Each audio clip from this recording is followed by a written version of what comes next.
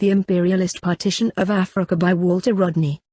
Lenin very rarely mentioned Africa in his writings on colonialism, but inferences about Africa can be drawn from imperialism, the highest stage of capitalism, and other works. Most bourgeois writers on the partition of Africa make snide remarks on the Leninist explanation of imperialism. Because they have already established a near monopoly of what is written on the subject, it is necessary to frame this analysis as a refutation of common misconceptions. Furthermore, as is so often the case with the works of Marx, Engels, and Lenin, many hostile criticisms are based on sheer ignorance of the texts. Thus the reader must bear with frequent quotations. Lenin is generally said to have professed an economic theory of imperialism. This gives rise to the criticism that his theory was one-sided, because Europeans carved up Africa for several reasons: economic, political, social, humanitarian, psychological, etc. Of course, Marxism does not concern itself solely with some so-called economic aspect of society. It is a worldview which perceives the presence of multiple variants within the complexity of human society, and seeks to unravel their relationship with reference to the material conditions of existence. Lenin did not have to spell out this elementary Marxist position in everything he wrote. His essay on imperialism dealt with the question of the expansion of the capitalist economy. The non-economic dimensions were known to exist, and were regarded as secondary. Lenin made two passing references on this point. The capitalists divide the world, not out of any particular malice, but because the degree of concentration which has been reached forces them to adopt this method in order to get profits. And they divide it in proportion to capital, in proportion to strength, because there cannot be any other system of division under commodity production and capitalism.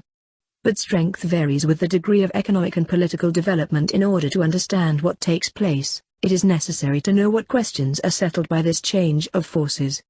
The question as to whether these changes are purely economic or non-economic, for example, military, is a secondary one, which does not in the least affect the fundamental view of the latest epoch of capitalism. 2. The non-economic superstructure, which grows up on the basis of finance capital, its politics and its ideology, stimulates the striving for colonial conquest. We do need to be informed as to how changes in the politico-military balance of power and European national aspirations for domination stimulated the striving for colonies in Africa. Such factors were not outside Lenin's field of awareness, and exploiting them at length does not in the slightest invalidate his thesis. For example, such facts as that the French are hung up on prestige, or that changes take place in the so-called balance of power have to be related to the political economy of Europe. They did not arise out of thin air. They were products of the development of monopoly capitalism within the boundaries of several European nation-states. The elaboration of this argument would carry us deeper into the European past, which is outside the scope of this brief analysis. The more pertinent question is, how far and in what ways did monopoly capital impinge on Africa during the period of the notorious scramble? A great deal of trouble has been taken to show that little capital was invested in Africa prior to the First Worldwide Capitalist War. Western Europe invested far more in Eastern Europe, the United States, Latin America, and Asia than it did in Africa. This is a contradiction of Lenin only for those who have not read Lenin. Lenin's examples of investment by monopolies outside of the capitalist epicenters are situated in Eastern Europe, the Middle East, and Latin America. He cited Russia, Romania, Turkey, and Argentina most forcefully as countries on the receiving end of investment and exploitation. Only Britain, with a large number of old and new colonies, was exporting a significant proportion of its capital to its political colonies in the early part of this century. France was investing mainly in Russia, and Germany divided its interests between Eastern Europe and the Americas. Lenin quoted the geographer Supin to the effect that the characteristic feature of the late 19th century was the division of Africa and Polynesia. He then added that Mr. Supin's conclusion must be carried further, and we must say that the characteristic feature of this period is the final partition of the globe, not in the sense that a new partition is impossible, on the contrary, new partitions are possible and inevitable, but in the sense that the colonial policy of the capitalist countries has completed the seizure of the unoccupied territories on our planet. Lenin's emphasis on completed is significant, because it places the scramble for Africa within the context of a single process emanating from Europe and spreading across the whole world. Its intensity was not the same at all points. Huge amounts of capital were not initially invested in Africa, but Africa could not escape the inexorable process of expansion, domination, and partition which had its roots in monopoly capital. Lenin took pains to show that the division of the world among capitalist monopolies and the nation-states in which they were encrusted was not a policy option which could just as well have been replaced by more enlightened thinking. He emphasized the internal logic which made international partitioning inseparable from the nature of monopoly capital in that epoch. Africa was the great unknown continent. Europeans dreamed of its great potential. Certain remarks of Lenin are particularly apt in this regard. Finance capital is not only interested in the already known sources of raw materials, because present-day technical development is extremely rapid. Hence the inevitable striving of finance capital to extend its economic territory and even its territory in general. In the same way that the trusts capitalize their property by estimating it at 2 or 3 times its value, taking into account its potential, and not present, returns, and the further results of monopoly, so finance capital strives to seize the largest possible amount of land of all kinds and in any place it can, and by any means, counting on the possibilities of finding raw materials there and fearing to be left behind in the insensate struggle for the last available scraps of undivided territory. It took a considerable time before imperialist powers made efforts to invest large amounts of capital in Africa as a whole. In the case of France, significant capital investment in Africa is a post-Second World War phenomenon. Lenin had noted that the possibility of exporting capital to backward countries was created by those countries having been drawn previously into international capitalist intercourse, thereby creating elementary conditions, such as the start of railway and port construction, for further and more intensified involvement. The necessary infrastructure was emerging in Eastern Europe, the Americas, and parts of Asia, but this occurred scarcely anywhere in Africa during the 19th and early 20th centuries. Lenin, like Marx before him, recognized the tremendous contribution made by Africa to the accumulation of capital during the epoch of the slave trade. The fact that he did not deal with Africa at any length in the context of imperialism was not an oversight, for in that epoch Africa was marginal to the development of capitalism. An understanding of this has frequently been obscured by a tendency to caricature Lenin's theory of imperialism to mean the division of the world into political colonies. Since Africa was the classic example of political partition, it would then follow that Africa was the continent in which monopoly was principally interested. Lenin spoke first and foremost about the struggle for economic territory. Imperialist nations sometimes found it possible and necessary to transform their economic territories into political colonies, so as to reinforce exploitation and protect their capitalists from foreign competition. As Lenin put it, colonial possession alone gives complete guarantee of success to the monopolies against all the risks of struggle with competitors, including the risk that the latter will defend themselves by means of a law establishing a state monopoly. Nevertheless, monopoly capital often settled for spheres of economic interest which retained varying degrees of political independence.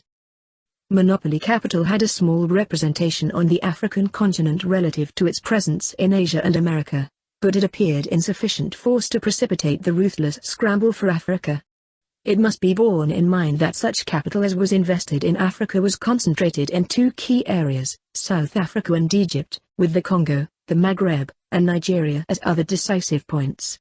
Looking at East Africa, one bourgeois historian, Koebner, remarked that the Imperial British East African Company was certainly not a galaxy of big capitalist interests. This was meant as a neat aside which would put down the Leninist interpretation, and it is actually factually accurate though woefully out of focus. Lenin's position did not imply that every part of Africa was bulging with surplus capital brought in by big European monopolies. It is not necessary, for example, to seek a specific reason why Europeans wanted the region that is now the Central African Republic. It is enough to know that monopoly capital was interested in a few parts of the continent where potential was to some extent verified. In squabbling for those areas, Europeans also saw fit to apportion among themselves the great unknown expanses, especially since nobody wanted to miss a share, not even Spain or Italy.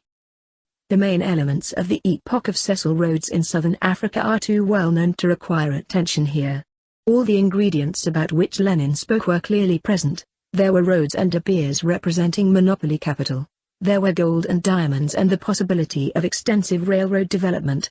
There was Anglo-German competition, and there was the spectacle of both the Boers and the Africans being subjected to and incorporated into the far-flung empire of capital. The Egyptian scene is equally well known, the Suez Canal being symbolic of the great ambitions of European finance capital. Disraeli was nothing but a front man for the Rothschilds, who later utilized their political influence to bring about the conquest of Egypt. Besides, British capitalists interested in India had good reason for wanting to oust the French and colonize Egypt and the Sudan. In Egypt, Britain and France invested capital directly in the canal and indirectly in other sectors through loans. The French were very keen on loan capital, as Lenin observed, when he said that French imperialism might be termed usury imperialism. This was well exemplified in the Maghreb. French occupation of Tunisia was achieved through a policy of financial loans at extravagant rates to an equally extravagant Bey of Tunis, who still existed in the feudal atmosphere of the Crusades, and who proved easy prey for the manipulations of European financiers. Britain and Italy were also in on the deal, but France shut them out by an armed attack on Tunis in 1881, expressively termed a coup de bourse. The Sultan of Morocco was caught in the same bag when in 1904 he negotiated a loan of 62.5 million francs from French banks, pledging 60% of the nation's customs revenue as security. Algeria was an exception, though not a very important one from an analytic viewpoint. Its coastlands had fallen prey to French greed since 1830, and so the beginning of its colonization was not part of the general imperialist expansion. However, from the 1880s interest in Algeria was stimulated by France's new offensive in Africa, and the Maghreb in particular. When Lenin referred to Portugal as a British colony, he indicated that this was true long before the heyday of imperialism, but that it had assumed a new significance in the epoch of partition. His remarks in that context are quite appropriate to the Algerian-French relationship. Relations of this kind, said Lenin, have always existed between big and little states. But during the period of capitalist imperialism they become a general system, they form part of the process of dividing the world, they become a link in the chain of operations of world finance capital. In Algeria, Tunisia, and Morocco, military force was applied in the interests of finance as well as to keep the Mediterranean plains free for European settlers. This question of finding room for Europe's surplus population was one to which Lenin gave prominence, taking his cue from the pronouncements of imperialists like Cecil Rhodes. In practice, it was not an important theme in the imperialist takeover of the African continent, the Maghreb being one of the few areas where it was applicable. South of the Sahara and north of the Transvaal lies the vast mass of Black Africa, which was so blithely cut up by the robber statesmen who sat together in Berlin in 1884. Setting apart Egypt and South Africa as the exceptional capital-receiving countries in 19th century Africa cleared the way for mystifying the partition of the rest of the continent by talking about explorers and missionaries bringing civilization to the natives.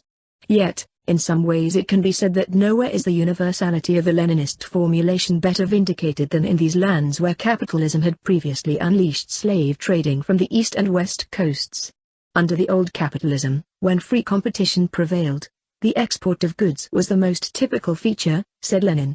Under modern capitalism, when monopolies prevail, the export of capital has become the typical feature. A glance at the evidence would show that this changeover was sharply affected in tropical Africa. During the epoch of the slave trade, Europeans carried goods to Africa and exchanged them for human beings, who were thus transformed into saleable commodities. When Europe became interested in the raw materials of the continent, capital was sent to transform Africans into workers and peasants producing for the capitalist market. The Congo has the unfortunate distinction of being one of the first as well as one of the last African countries in which slaving took place. By the 19th century someone living in the Congo basin could be seized and sent westward to the Atlantic or eastward to the Indian Ocean. Imperialist Europe had to stamp out the slave trade where it still survived. The new necessity was for African labor to be harnessed by European capital so as to export raw materials like rubber and cotton. Enter Livingstone, Stanley, and King Leopold. Backed by the Belgian franc and white missionaries who preached the redeeming value of work which produced what capitalism required. It is a mere illusion to present the Congo as the property of one man, King Leopold, and to discuss its colonization in terms of personal fancy. It was because several nations were bent on exploiting the Congo that it was left under the nominal administration of the ruler of a small state. Britain was itself interested only in a guarantee of trade and not in sovereignty over the country. Britain first tried for a treaty with Portugal which would have given the Congo to the Portuguese, while allowing British merchants to enjoy extensive privileges. Later Britain fell in line with France and Germany in support of Leopold's creation of a Congo Free State, free in the sense that there should be no restrictions on trade and investment by capitalists of all countries. There was a great humanitarian outcry against the atrocities committed by Europeans in the Congo under Leopold's regime, but the International Commission which studied the situation was more interested in the fact that Leopold had violated the agreements on free trade. In 1906, as Leopold's personal rule drew to an end, he felt obliged to offer huge concessions to British, French, and American capitalists. That was the point at which Union Miniere and Fourminiere came into being, and the Congo took the first step toward becoming the cockpit of international monopoly capital. The Congo was atypical. Elsewhere in Africa, the principal European capitalist nations seized economic territory and ran up their own flags to prove the point. Sometimes, the flagpoles seem to have been stuck in the ground without rhyme or reason. Why little Gambia inside Senegal's belly? Why German Togo and French Dahomey closeted between the British colonies of Gold Coast and Nigeria? The only explanation, and one highlighted by Lenin, is the European search for raw materials, particularly for edible oils and fats, which were obtainable in West Africa from the oil palm and the peanut. It was in order to maintain investments which encouraged the growing of peanuts that British capitalists clung to Gambia, while Togo and Dahomey were protectorates established by Germany and France to protect their interests in palm oil. The German involvement in the palm oil trade and its acquisition of Togo constitute a small episode which illumines one of Lenin's principal arguments concerning the way that Germany was fast outstripping Britain and France in the phase of monopoly capital. Germany had a major interest in the West African oil palm because its expanding industries and railways had need for more lubricants, its proletariat offered a large market for cheap cooking oils, its advanced mixed farming sector utilized palm kernel cake as stock feed, its steamships had established direct lines with West and East Africa, and Hamburg was the only place in Europe with the machinery for crushing palm kernels. The consequence of all this was that Germany received a much larger share of the economic territory of West Africa than is apparent, by encroaching into territory politically controlled by Britain and France. By 1885, German firms, backed by the Disconto Bank, had secured over half of the palm kernel exports of the British Protectorate of Lagos, and 1/3 of the palm oil. More than 3/4 of the palm kernels exported from British West Africa went to Germany up to 1914. Besides, the acquisition of the small colony of Togo, and the other German colonies, was a notable achievement in that German economic power had to overcome the long historical head start established by Britain and France, whose presence in West Africa dated from the period of the slave trade. Not all companies engaged in palm oil trade were monopoly concerns. On the contrary, the commerce got underway in the early 19th century with a large number of small entrepreneurs who were known as palm oil ruffians and whose activities constituted a phase of violent free enterprise. But by the time of the partition, the Nigerizer had a single giant firm, the Royal Niger Chartered Company, which was the first colonial government of northern Nigeria. Just as Rhodes's more notorious British South African Company was entrusted with the destiny of South Africa's peoples. The way the RNCC subsumed and consumed competitors by mergers, cut prices, and other means fits neatly into the classic pattern analyzed by Lenin. Its charter, granted in 1886, ended in 1897, but it continued as the Niger Company until 1911 when it was taken under the wing of Lever Brothers. A large part of Nigerian production was therefore destined to fall under the control of the African capitalist octopus, the United Africa Company, which in turn was a subsidiary of Anglo-Dutch Unilever. Lenin has spoken of monopoly in the sense of the dominance of one or two firms within a particular branch of industry in a given capitalist economy. In the economic partition and repartition of Africa, new dimensions of monopoly appeared. Firstly, some European firms established dominance over colonial trade, a much more diffuse category than, say, the steel, oil, or chemical industries which were the objects of Lenin's attention. Thus the UAC appeared in all British colonies and in the Congo, Dahomey, Upper Volta, Chad, and the Carnations, handling whatever raw materials happened to be staple in those territories. Secondly, The UAC in most cases extended its tentacles over all facets of a given colonial economy, from shipping to the distribution of razor blades in its own retail shops. Similarly, French colonial monopolies such as CFA, SCA, and Madagascar Import-Export were actively engaged in concessionaire agricultural activity as well as handling most of the imports and exports. No monopoly, however great, could have such complete control over our metropolitan capitalist economy. It must be reiterated that Lenin had little to say that was explicitly concerned with Africa. From that it follows that while his insights provide an immediate point of departure for an analysis of the imperialist partition of Africa, one should not expect to find all the answers in his writings. For that matter, Lenin did not pose a very significant question: why did imperialism appear in Africa in the form of political partition? This omission is one reason why bourgeois writers have got away with blurring the distinction between imperialism and the political partition of Africa. The two things are not interchangeable. Imperialism derived from the expansion of the capitalist economy, while partition was determined by a. the nature of African social formations, b. the element of racism within the capitalist superstructure, and c. the opposition of Africans to European incursion. In some cases, imperialism was prepared to allow countries their political independence, as in Latin America and the Balkans, while in others European intervention in tax collection and the setting up of spheres of commercial interest, as in China, gravely impaired political independence but did not abolish it altogether.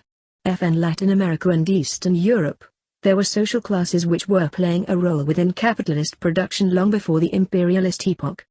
These countries were easily incorporated by imperialism, provided that nothing was done to openly deprive them of the attributes of national sovereignty, for they had a bourgeoisie which had participated in national revolutions.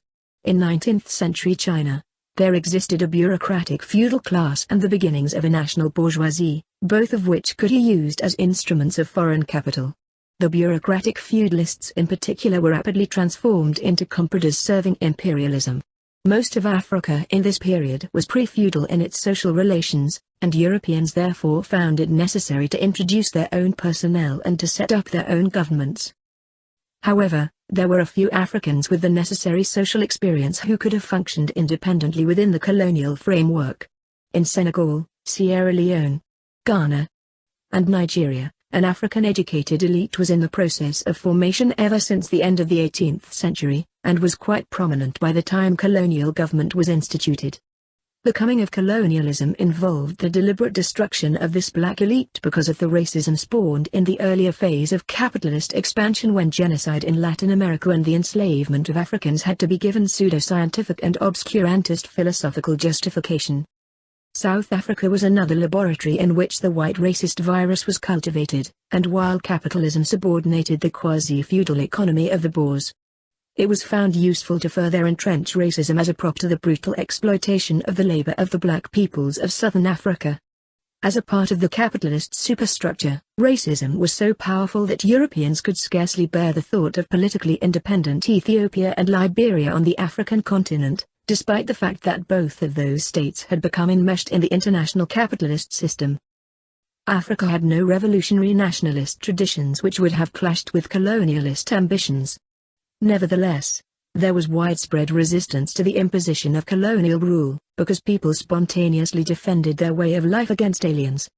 In one instance, that of Ethiopia, European force was inadequate, and the Ethiopians trounced the Italians at Dogali in 1887 and more decisively at Adawa in 1896, thus guaranteeing their political independence. On the other hand, Britain suffered some setbacks in Egypt and the Sudan, and used those as stepping stones to political power. It is quite true that British statesmen did not envisage political rule over Egypt when British capital was first invested in the Suez Canal. The embryonic Egyptian nationalist movement under Colonel Urabi and the Sudanese victory over Generals Hicks and Gordon were undoubtedly events which forced Britain to exercise political domination over Egypt and the Sudan. From the events in Egypt, some bourgeois writers have drawn the mindless conclusion that it was the Egyptian nationalist revolt rather than finance capital which explains the presence of British imperialism in that part of Africa. Clearly, the nationalist manifestation was a response to British imperialism, which, with its French counterpart, had already taken possession of Egypt as an economic territory. For Lenin, the division of economic territory was the central factor, and the correctness of that position is powerfully evident today in Africa when imperialism has almost completely changed its form of political partition, the better to pursue the substance of economic exploitation.